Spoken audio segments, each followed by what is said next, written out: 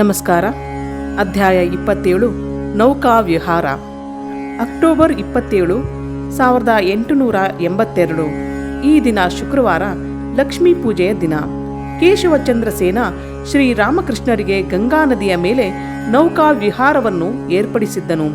ಸಂಜೆ 4 ಗಂಟೆ ಸಮಯದಲ್ಲಿ ಒಂದು ದೊಡ್ಡ ಹಡಗು ಕೇಶವಚಂದ್ರ ಸೇನ ಮತ್ತು ಇತರ ಬ್ರಾಹ್ಮ ಭಕ್ತರೊಡನೆ ದಕ್ಷಿಣೇಶ್ವರದ ಸಮೀಪದಲ್ಲಿ ಗಂಗಾ ನದಿಯ ಮೇಲೆ ನಿಂತಿತು. ಶ್ರೀರಾಮಕೃಷ್ಣರು ತಮ್ಮ ಕೋಣೆಯಲ್ಲಿ ವಿಜಯ ಮತ್ತು ಹರಲಾಲ್ನೊಂದಿಗೆ ಮಾತನಾಡುತ್ತಿದ್ದರು. ಈ ಸಮಯದಲ್ಲಿ ಕೆಲವು ಬ್ರಾಹ್ಮ ಭಕ್ತರು ಶ್ರೀರಾಮಕೃಷ್ಣರ ಕೋಣೆಗೆ ಬಂದು, ಮಹಾಶಯರೇ, ಹಡಗಿನಲ್ಲಿ ಕೇಶವಚಂದ್ರ ಸೇನ ಇದ್ದಾನೆ, ನಿಮ್ಮನ್ನು ಕರೆದುಕೊಂಡು ಬರಲು ನಮ್ಮನ್ನು ಕಳುಹಿಸಿರುವನು ಎಂದರು. ಒಂದು ಸಣ್ಣ ದೋಣಿಯಲ್ಲಿ ಶ್ರೀರಾಮಕೃಷ್ಣರನ್ನು ಸ್ವಲ್ಪ ದೂರದಲ್ಲಿ ನದಿಯಲ್ಲಿ ನಿಂತಿದ್ದ ಹಡಗಿಗೆ ಕರೆದುಕೊಂಡು ಹೋದರು. ಅವರ ಜೊತೆಯಲ್ಲಿ ವಿಜಯನೂ ಇದ್ದ. ಶ್ರೀರಾಮಕೃಷ್ಣರು ದೋಣಿಯನ್ನು ಏರುವುದೇ ತಡ ಸಮಾಧಿಸ್ಥರಾದರು. ಸ್ವಲ್ಪ ಕಾಲದ ಮೇಲೆ ಪ್ರಕೃತಿಸ್ಥರಾದರು. ಶ್ರೀರಾಮಕೃಷ್ಣರು ದೋಣಿಯನ್ನು ಬಿಟ್ಟು ಹಡಗಿಗೆ ಹತ್ತಿದರು. ಹಡಗಿನ ಒಂದು ಕೋಣೆಗೆ ಅವರನ್ನು ಕರೆದುಕೊಂಡು ಹೋದರು. ಕೇಶವಸೇನ ಮತ್ತು ಇತರರು ಅವರಿಗೆ ನಮಸ್ಕಾರ ಮಾಡಿದರು. ಕೋಣೆಯೊಳಗೆ ಮೇಜು ಮತ್ತು ಕೆಲವು ಕುರ್ಚಿಗಳು ಇದ್ದವು. ಶ್ರೀರಾಮಕೃಷ್ಣರನ್ನು ಒಂದು ಕುರ್ಚಿಯ ಮೇಲೆ ಕೂಡಿಸಿದರು.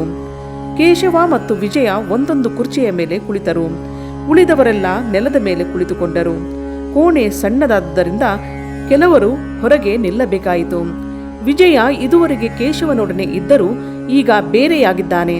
ಕೆಲವು ಬ್ರಾಹ್ಮ ಭಕ್ತರು ಇತ್ತೀಚೆಗೆ ಗಾಜಿಪುರಕ್ಕೆ ಹೋಗಿ ಪವಾಹಾರಿ ಬಾಬಾ ಎಂಬುವರನ್ನು ನೋಡಿಕೊಂಡು ಬಂದಿದ್ದಾರೆ. ಆತ ತಮ್ಮ ಕೋಣೆಯಲ್ಲಿ ನಿಮ್ಮ ಚಿತ್ರವನ್ನು ಇಟ್ಟುಕೊಂಡಿದ್ದಾನೆ ಎಂದು ಶ್ರೀರಾಮಕೃಷ್ಣರಿಗೆ ಕೆಲವರು ಹೇಳಿದರು. ಶ್ರೀರಾಮಕೃಷ್ಣರು ತಮ್ಮ ದೇಹವನ್ನು ತೋರಿ, ಈ ದೇಹದ ಚಿತ್ರವೇ, ಇದೊಂದು ದಿಂಬಿನ ಚೀಲ ಎಂದರು. ಹಡಗು ಮುಂದೆ ಚಲಿಸಿತು. ಶ್ರೀರಾಮಕೃಷ್ಣರು ಭಕ್ತರೊಡನೆ ಮಾತುಕತೆಯಾಡಲು ಪ್ರಾರಂಭಿಸಿದರು. ಶ್ರೀರಾಮಕೃಷ್ಣರು ಹೀಗೆ ನೌಕಾ ವಿಹಾರದಲ್ಲಿ ಆಡಿದ ಮಾತುಕತೆಗಳಲ್ಲಿ ಸ್ವಾರಸ್ಯವಾದ ಒಂದು ಭಾಗವಿದೆ. ವೇದಾಂತದ ಸಾರವನ್ನೇ ಇಲ್ಲಿ ಅವರು ತಮ್ಮ ಸರಳ, ಮಧುರ ಹಾಗೂ ಮುಗ್ಧ ತಿಳಿ ಭಾಷೆಯಲ್ಲಿ ಬಡಿಸುವರು. ಭಕ್ತನ ಹೃದಯವೇ ಭಗವಂತನ ಆಲಯ ಎಂಬುದನ್ನು ನೀವು ನೆನಪಿನಲ್ಲಿಡಬೇಕು. ಅವನು ಸರ್ವಾಂತರ್ಯಾಮಿ, ಎಲ್ಲ ಕಡೆಯೂ ಇರುವನು, ಆದರೆ ಭಕ್ತರ ಹೃದಯದಲ್ಲಿ ವಿಶೇಷವಾಗಿರುವನು. ಯಾರನ್ನು ಜ್ಞಾನಿಗಳು ಬ್ರಹ್ಮವೆನ್ನುವರೋ, ಯಾರನ್ನು ಯೋಗಿಗಳ ಆತ್ಮವೆನ್ನುವರೋ ಅವನನ್ನೇ ಭಕ್ತರು ಭಗವಂತನೆಂದು ಕರೆಯುವರು. ಒಬ್ಬನೇ ಬ್ರಾಹ್ಮಣ, ಪೂಜೆ ಮಾಡುವಾಗ ಪೂಜಾರಿ, ಅಡುಗೆ ಮಾಡುವಾಗ ಅಡುಗೆಯ ಆಚಾರಿ. ಜ್ಞಾನಿಗಳು ಬ್ರಹ್ಮವನ್ನು ನೇತಿ ಅಂದರೆ ಇದಲ್ಲ ಎಂಬ ದಾರಿಯನ್ನು ಹಿಡಿದು ತಲುಪಲು ಯತ್ನಿಸುವರು. ಅದು ಜೀವ ಅಲ್ಲ, ಜಗತ್ತಲ್ಲ ಎಂದು ಹೇಳುತ್ತಾ ಹೋಗುವರು. ಹೀಗೆ ವಿಚಾರ ಮಾಡುತ್ತಾ ಮನಸ್ಸು ಏಕಾಗ್ರವಾಗುವುದು, ಅನಂತರ ಲಯವಾಗುವುದು. ಆಗ ಅವನು ಸಮಾಧಿಯಲ್ಲಿ ತಲ್ಲೀನನಾಗುವನು. ಇದೇ ಬ್ರಹ್ಮಜ್ಞಾನ. ಜ್ಞಾನಿ ಬ್ರಹ್ಮ ಒಂದೇ ಸತ್ಯ, ಜಗತ್ತು ಮಿಥ್ಯ ಎಂದು ದೃಢವಾಗಿ ನಂಬುತ್ತಾನೆ. ಈ ನಾಮರೂಪಗಳೆಲ್ಲ ಕನಸಿನಂತೆ ಒಂದು ಭ್ರಮೆ ಎಂದು ಭಾವಿಸುತ್ತಾನೆ. ಇದೇ ವೇದಾಂತಿಗಳ ಅಭಿಪ್ರಾಯ. ಆದರೆ ಭಕ್ತರಾದರೂ ಎಲ್ಲ ಅವಸ್ಥೆಗಳನ್ನು ಸತ್ಯ ಎಂದು ಭಾವಿಸುತ್ತಾರೆ. ಅವರು ಜಾಗೃತಾವಸ್ಥೆಯನ್ನು ಸತ್ಯವೆಂದು ತಿಳಿಯುತ್ತಾರೆ. ಅವರು ಜಗತ್ತನ್ನು ಕನಸಿನಂತೆ ಭ್ರಮೆ ಎಂದು ಭಾವಿಸುವುದಿಲ್ಲ.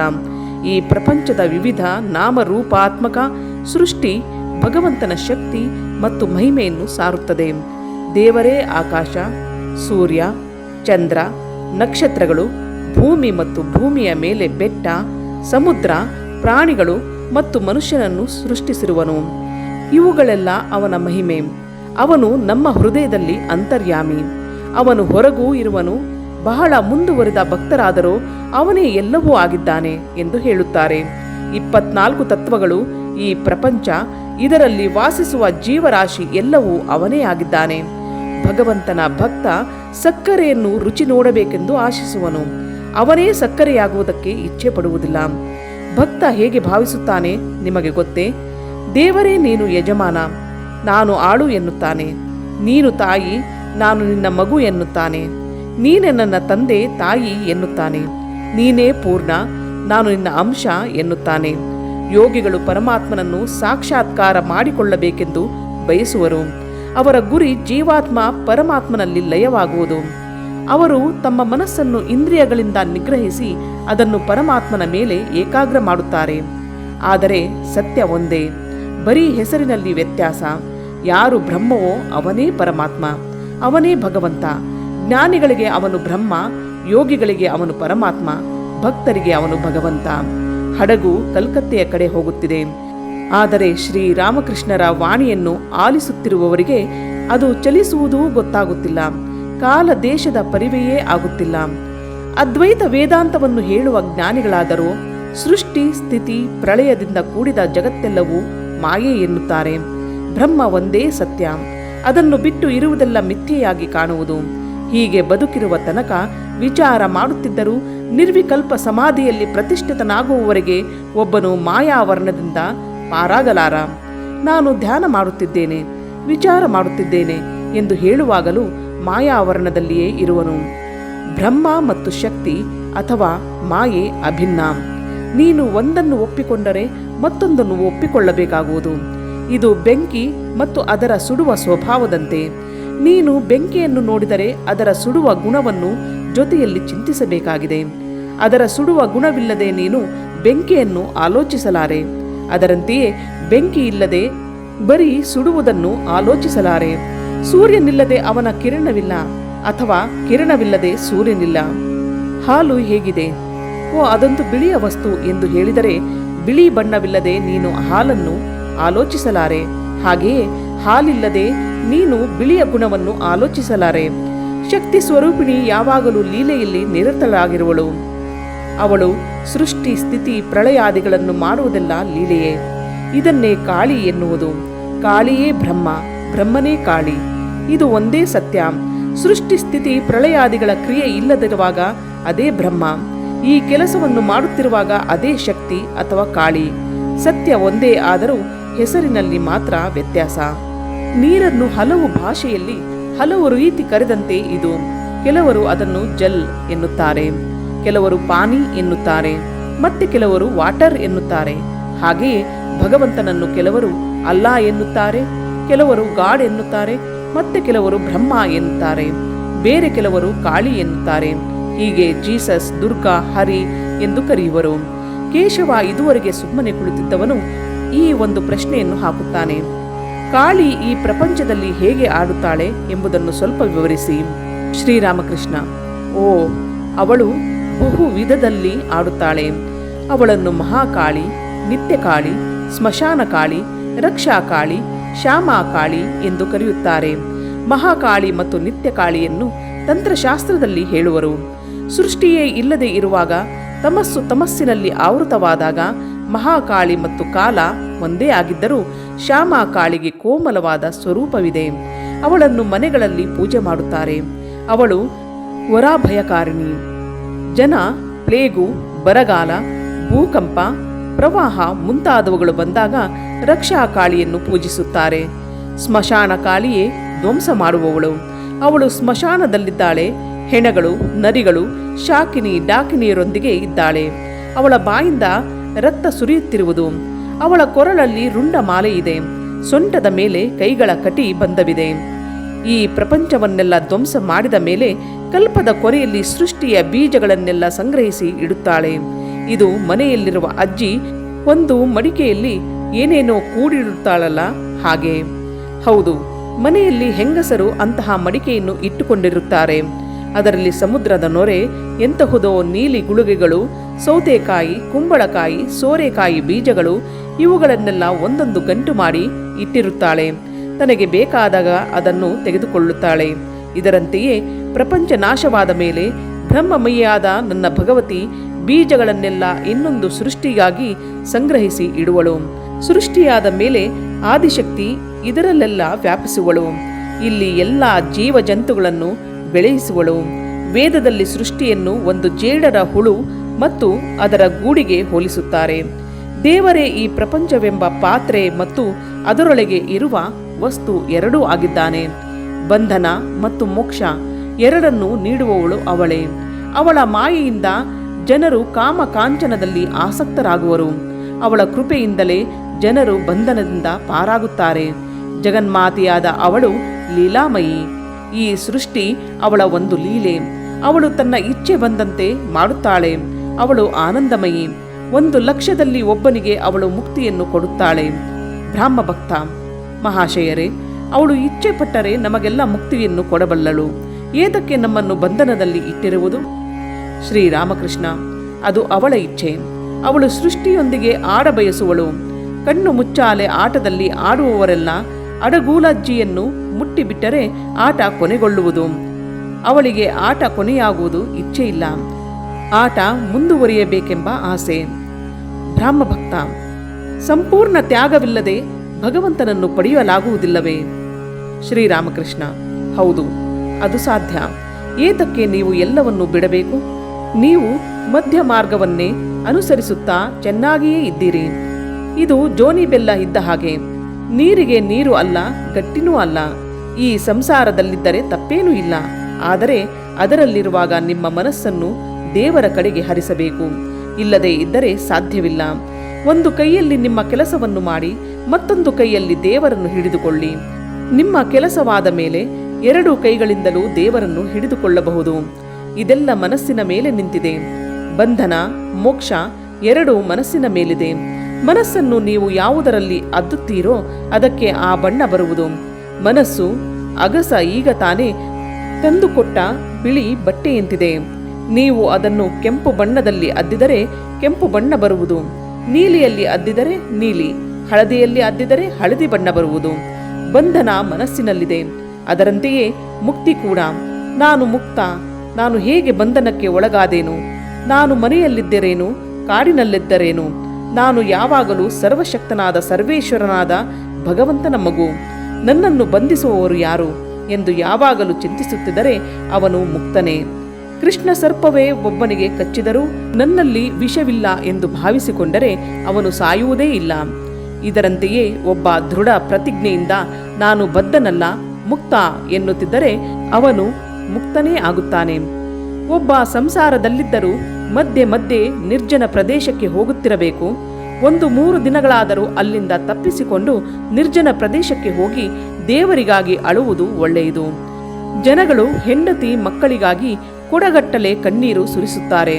ಆದರೆ ದೇವರಿಗಾಗಿ ಎಷ್ಟು ಜನ ಅಳುತ್ತಾರೆ? ದಾರಿಯಲ್ಲಿರುವ ಗಿಡ ಸಣ್ಣದಾಗಿರುವಾಗ ಅದಕ್ಕೆ ಬೇಲಿ ಹಾಕಿ ಅದನ್ನು ರಕ್ಷಿಸಬೇಕು. ಇಲ್ಲದೆ ಇದ್ದರೆ ದನಗಳು ಅದನ್ನು ತಿಂದು ಬಿಡುವವು. ಗಿಡ ಸಣ್ಣದಾಗಿರುವಾಗ ಬೇಲಿ ಅವಶ್ಯಕ. ಆದರೆ ಅದು ಚೆನ್ನಾಗಿ ಬೆಳೆದ ಮೇಲೆ ಬೇಲಿಯನ್ನು ತೆಗೆದು ಬಿಡಬಹುದು. ಅನಂತರ ಅದಕ್ಕೆ ಒಂದು ಆನೆಯನ್ನು ಕಟ್ಟಿದರೂ ಆ ಮರಕ್ಕೆ ಅಪಾಯವಿಲ್ಲ. ಸಂಸಾರದ ರೋಗ ಟೈಫಾಯ್ಡ್ ಜ್ವರದಂತಿದೆ. ರೋಗಿ ಇರುವ ಕೋಣೆಯಲ್ಲೇ ಒಂದು ಕೊಡದ ತುಂಬ ನೀರಿದೆ. ಜಾಡಿಯಲ್ಲಿ ಹುಳಿ ಮತ್ತು ಖಾರವಾಗಿರುವ ಉಪ್ಪಿನಕಾಯಿ ಇದೆ.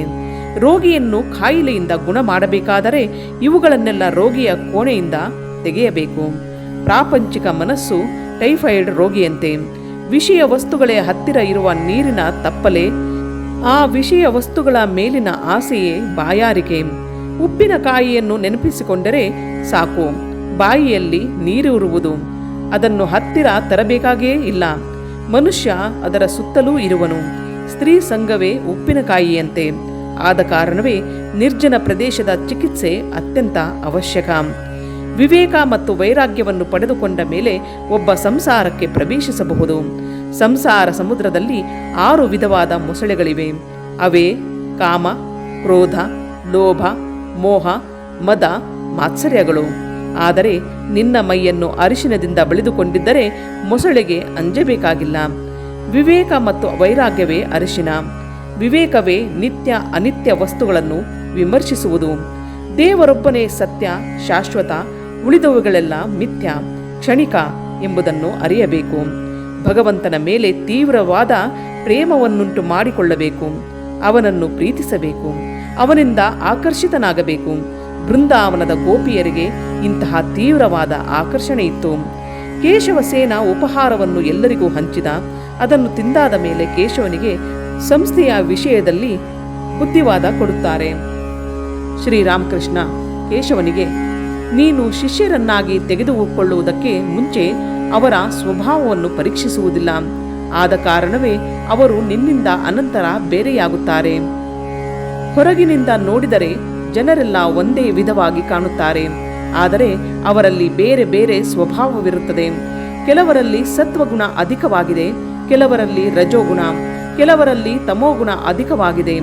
ಕಡುಬು ಹೊರಗಿನಿಂದ ನೋಡಿದರೆ ಒಂದೇ ರೀತಿ ಕಾಣುವುದು.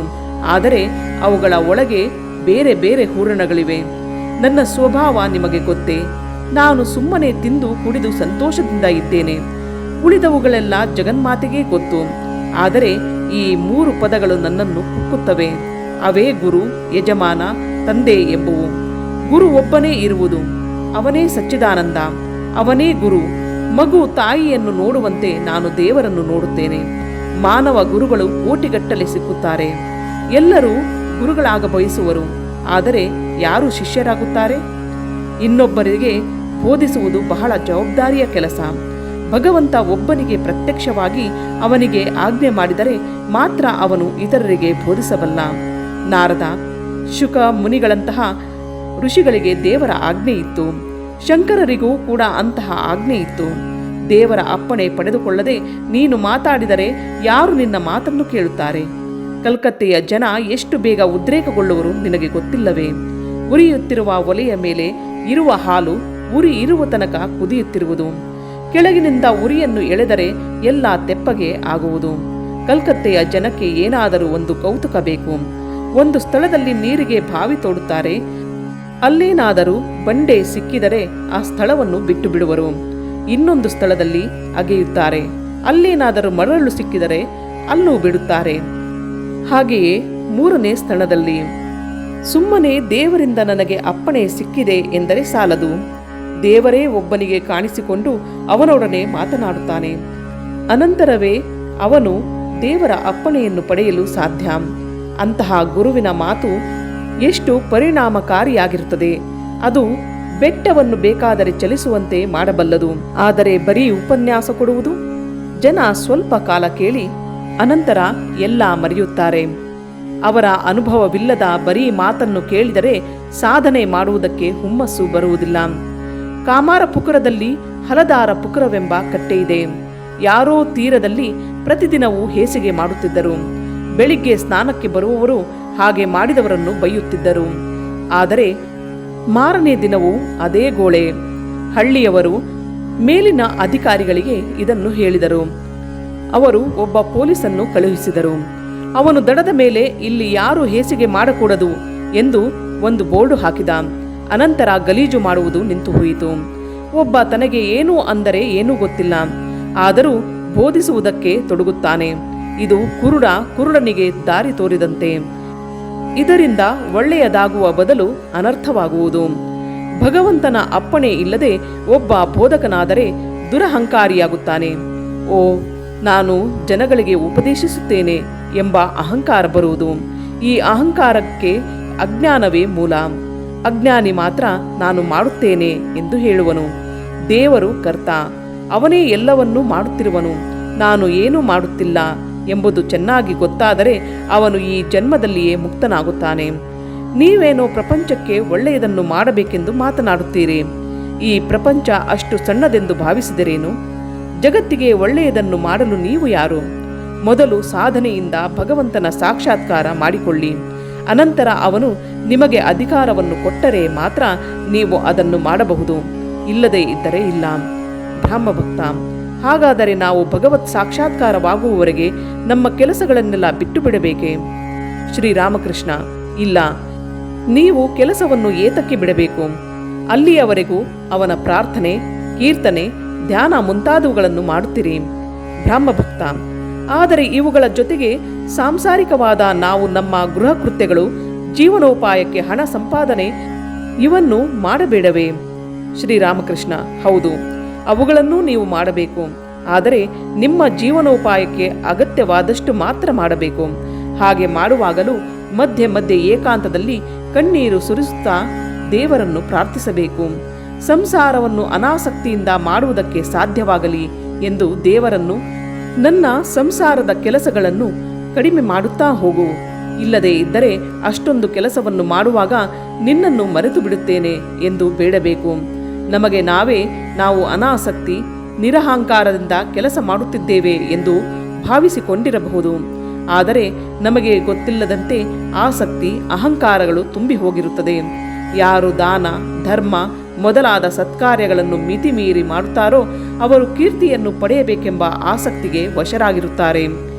ಕರ್ಮಯೋಗ ಬಹಳ ಕಷ್ಟ. ಕಲಿಯುಗದಲ್ಲಿ ಶಾಸ್ತ್ರದಲ್ಲಿ ಹೇಳಿರುವ ಆಚಾರಗಳನ್ನೆಲ್ಲ ಮಾಡುವುದಕ್ಕೆ ಸಮಯವೇ ಇಲ್ಲ. ಈಗ ಮನುಷ್ಯನ ಪ್ರಾಣ ಅನ್ನದ ಮೇಲೆ ನಿಂತಿದೆ. ಅವನು ಶಾಸ್ತ್ರದಲ್ಲಿ ಬರುವ ಅನೇಕ ವಿಧವಾದ ಯಾಗ, ಯಜ್ಞ, ವ್ರತಾದಿಗಳನ್ನು ಮಾಡುವುದಕ್ಕೆ ಆಗುವುದಿಲ್ಲ.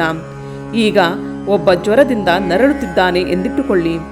ಹಳೆಯ ಕಾಲದ ಕಷಾಯಾದಿಗಳನ್ನು ಕೊಟ್ಟು ಅವನನ್ನು ಗುಣಪಡಿಸುವುದಕ್ಕೆ ಪ್ರಯತ್ನಿಸಿದರೆ ಅವನ ಪ್ರಾಣವೇ ಆ ವೇಳೆಗೆ ಹಾರಿ ಹೋಗಬಹುದು. ಅವನು ತುಂಬ ಕಾಲ ತಾಳುವುದಕ್ಕೆ ಆಗುವುದಿಲ್ಲ. ಈಗ ಪೇಟೆಯಲ್ಲಿ ಸಿಗುವ ಡಿ ಗುಪ್ತರ ಔಷಧಿಯನ್ನೇ ಕೊಡಬೇಕಾಗಿದೆ. ಈ ಕಲಿಯುಗಕ್ಕೆ ಭಕ್ತಿಯೋಗವೇ ಶ್ರೇಷ್ಠ ಹಾಗೂ ಸುಲಭ. ಭಗವಂತನ ಕೀರ್ತನೆಯನ್ನು ಹಾಡಿ ಅವನ ಗುಣಗಳನ್ನು ಕೊಂಡಾಡಿ ಅವನನ್ನು ಪ್ರಾರ್ಥಿಸಿ. ನಿಮ್ಮದೆಲ್ಲ ಭಕ್ತಿಯ ಹಾದಿ. ನೀವೆಲ್ಲ ಹರಿಯ ಭಜನೆ ಮಾಡುತ್ತೀರಿ, ಭಗವತಿಯ ಪ್ರಾರ್ಥನೆ ಮಾಡುತ್ತೀರಿ. ನೀವೆಲ್ಲ ಧನ್ಯರು. ನಾನು ನಿಮ್ಮ ಸ್ವಭಾವವನ್ನು ಮೆಚ್ಚುತ್ತೇನೆ. ನೀವು ಸುಮ್ಮನೆ ಅದ್ವೈತಿಗಳಂತೆ ಪ್ರಪಂಚವನ್ನು ಮಿಥ್ಯ ಎಂದು ಕರೆಯುವುದಿಲ್ಲ. ನೀವೆಲ್ಲ ಭಕ್ತರು, ಭಗವಂತನನ್ನು ಪ್ರೀತಿಸುವವರು. ನೀವು ಅವನನ್ನು ಒಂದು ವ್ಯಕ್ತಿಯಂತೆ ಭಾವಿಸುತ್ತೀರಿ. ಅದೂ ಒಳ್ಳೆಯದೇ. ನೀವು ಭಕ್ತಿ ಶ್ರದ್ಧೆಗಳಿಂದ ಅವನನ್ನು ಕರೆದರೆ ಅವನ ಸಾಕ್ಷಾತ್ಕಾರವನ್ನು ಪಡೆದೇ ಪಡೆಯುತ್ತೀರಿ. ಇಷ್ಟು ಹೊತ್ತಿಗೆ ಹಡಗು ಕೋಯಿಲ್ ಘಾಟಿನ ಹತ್ತಿರ ಲಂಗರ್ ಹಾಕಿ ನಿಂತಿತು. ಪ್ರಯಾಣಿಕರೆಲ್ಲ ಇಳಿಯುತ್ತಿದ್ದಾರೆ. ಹೊರಗೆ ಬಂದು ನೋಡಿದಾಗ ಪೂರ್ಣಚಂದ್ರ ಆಕಾಶದಲ್ಲಿ ಬೆಳಗುತ್ತಿರುವನು. ಸುತ್ತಮುತ್ತಲಿರುವ ಗಿಡ ಮರಗಳು, ಕಟ್ಟಡಗಳು, ದೋಣಿಗಳು, ಗಂಗಾ ನದಿ ಎಲ್ಲದರ ಮೇಲೂ ಚಂದ್ರನ ಮಂದ ಕಾಂತಿ ಹರಿದಿದೆ. ಶ್ರೀರಾಮಕೃಷ್ಣರು ಕೇಶವನಿಂದ ಬೀಳ್ಕೊಂಡು ಒಂದು ಗಾಡಿಯಲ್ಲಿ ದಕ್ಷಿಣೇಶ್ವರಕ್ಕೆ ಹೋದರು. ಅಧ್ಯಾಯ 27 ಮುಗಿಯಿತು.